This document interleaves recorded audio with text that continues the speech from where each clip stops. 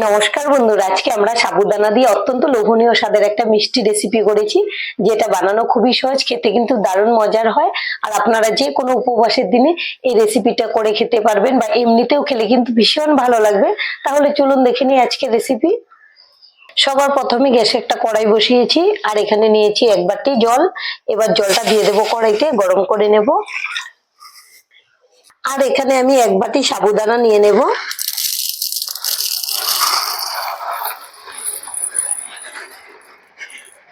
এখন একটা বড় বাটিতে নিয়ে নেব। আর এখানে আমি বড় সাবুদানাটা নিয়েছি, এই রেসিপির জন্য এরকম বড় সাবুদানাটাই লাগবে। এবার একটা বড় বাটিতে নিয়ে নেব। এবার জল দিয়ে সাবুগুলোকে খুব ভালো করে ধুয়ে নেব।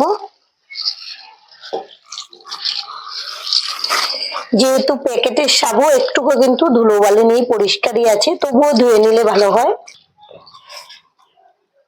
জলটা পরিষ্কারই বেরিয়েছে, এখন ফেলে দেব। জলটাকে খুব ভালো করে ঝরিয়ে ফেলে দিয়েছি। আর আমি যে বাটি দিয়ে সাবুদানাটা নিয়েছিলাম, এই বাটিরই 1 বাটি নিয়েছি গরম জল, দিয়ে দেব। এখন সাবুদানাগুলোকে ভিজিয়ে রেখে দেব 10 মিনিটের জন্য। সাবুদানাগুলোকে রেস্টে রেখেছিলাম, 10 মিনিট হয়ে গেছে। এখন ঢাকনাটা খুলে নেব।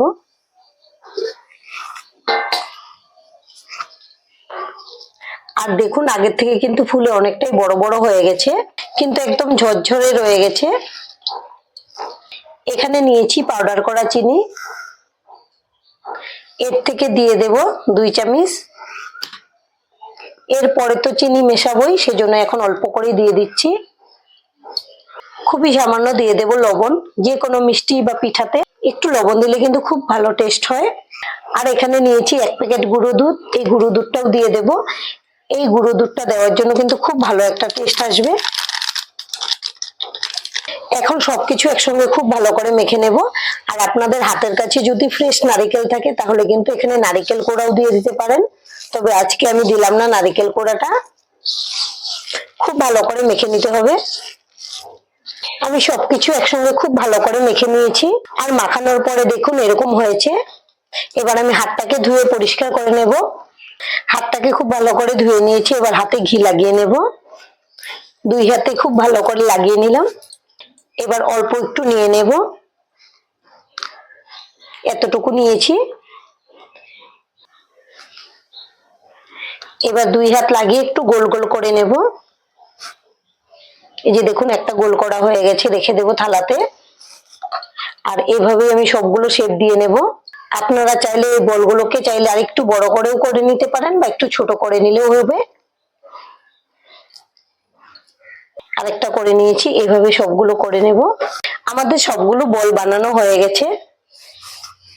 আর এদিকে গ্যাসে একটা কড়াই বসিয়েছি। এখানে নিয়েছি গরুর দুধ। দুধটাকে আমি আগে থেকে জাল করে ঠান্ডা করে রেখেছি। এবার দিয়ে দিচ্ছি কড়াইতে। এখানে 1/2 লিটার থেকে অল্প একটু বেশি দুধ আছে। এখন দুধটাকে জাল করে নেব।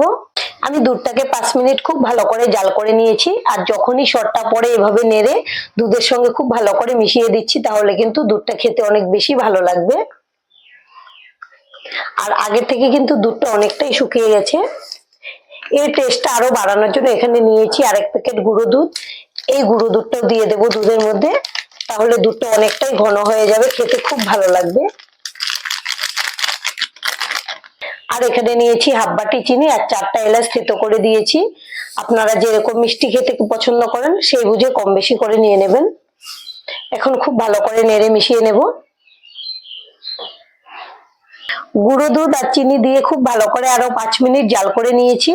এবার দিয়ে দেবো সাবুদানার বলগুলো। আর আমাদের আজকের এই রেসিপিটা দেখে যদি আপনাদের ভালো লাগে, একটা লাইক অবশ্যই দিয়ে দেবেন। আপনাদের একটা লাইক আমাদেরকে অনেক উৎসাহ দেয় নতুন নতুন ভিডিও বানাতে। আর আমাদের চ্যানেলটিকে সাবস্ক্রাইব করে নেওয়ার জন্য অনুরোধ রইল। আমি সবগুলো একসঙ্গে দিয়ে দিচ্ছি। সঙ্গে সঙ্গে নাড়াচাড়া করবো না, একটু কড়াইটা ধরে এভাবে নেড়ে দেব। এবার দুধের সঙ্গে খুব ভালো করে জাল করে নেব। বলগুলো দিয়ে 2-3 মিনিট জাল করে নিয়েছি। এখন খুব হালকা হাতে একটু নেড়ে দেব। বলগুলোকে উল্টে পাল্টে দেব।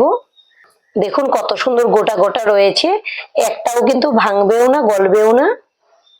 আরো 10 মিনিট খুব ভালো করে জাল করে নিয়েছি। এবার দেখুন বলগুলো কত বড় বড় হয়ে গেছে, ফুলে কালারটাও কিন্তু চেঞ্জ হয়ে গেছে আর খুব ভালো করে সেদ্ধও হয়ে গেছে, আমি চেক করে নিয়েছি। এবার দিয়ে দেবো কেশর। কেশরটা দেওয়ার জন্য খুব সুন্দর কালারটা হবে, দেখতেও সুন্দর লাগবে, খেতেও ভালো লাগবে। ভালো করে নেড়ে মিশিয়ে নেব। আর আমাদের সাবুদানার মিষ্টি কিন্তু একদম রেডি পরিবেশনের জন্য। এখন গ্যাসটাকে অফ করে দেবো আর একটা বাটিতে নামিয়ে নেব। দেখুন মিষ্টিগুলো দেখতে কত সুন্দর হয়েছে, এটা খেতেও কিন্তু ভীষণ টেস্টি হয়। এভাবে আপনারা বাড়িতে বানিয়ে খাবেন, আশা করছি ভীষণ ভালো লাগবে। আর আজকের ভিডিওটা এখানেই শেষ করব। সবাই ভালো থাকবেন, সুস্থ থাকবেন, ধন্যবাদ।